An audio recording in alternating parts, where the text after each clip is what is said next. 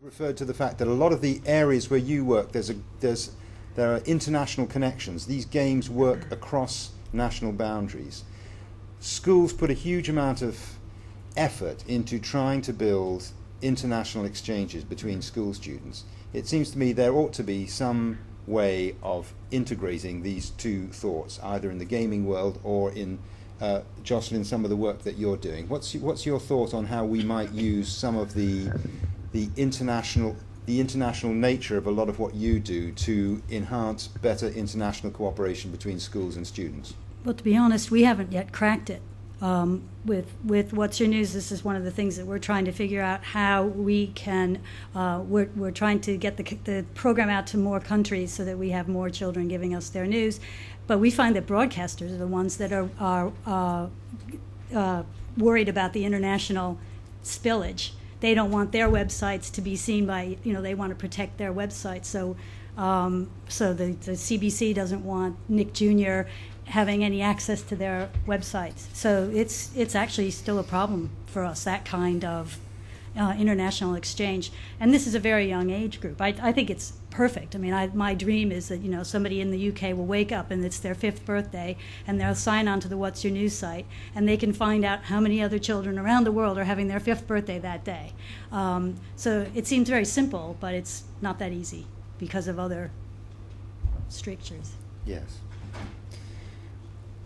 There's a Twitter question here. Does digitization improve access to collections, or do we end up with digital silos due to popularity trends? I guess part of that is, and I think this is a concern for many teachers, that the danger of allowing popularity to be the arbiter of where children go if they're searching for information in the online world is something which a formal education system needs to counter. Do you think that that's an issue? Anna, that may be for you, or perhaps Paul. Do you have thoughts on that? You do some work with Channel 4. Just one quick thought to start with.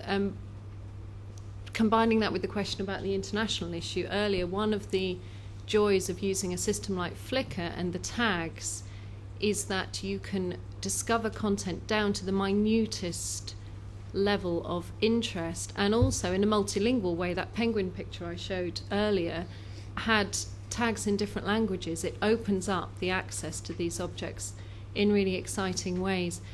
In my work, I find that the research we've done, the searches that drive our users to discover content it's nothing to do with the popularity, it's around names of places, names of people, and it's all issue-based and subject-based.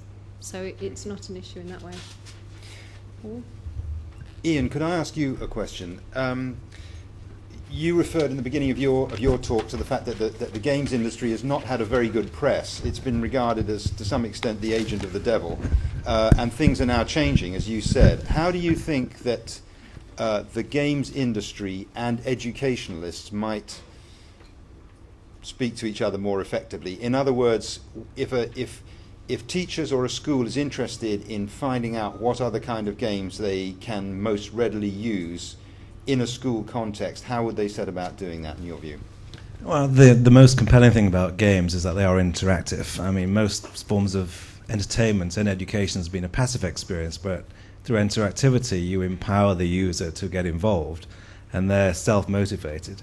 And there are lots of ways of learning through games. I cited the example of brain training, where it's been proven in a test in Scotland that the children playing this game did actually improve their maths ability by 10%. And I mean, it's an extraordinary increase in performance.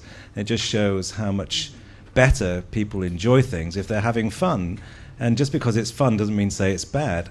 And there are endless examples of where games can be used in a positive sense.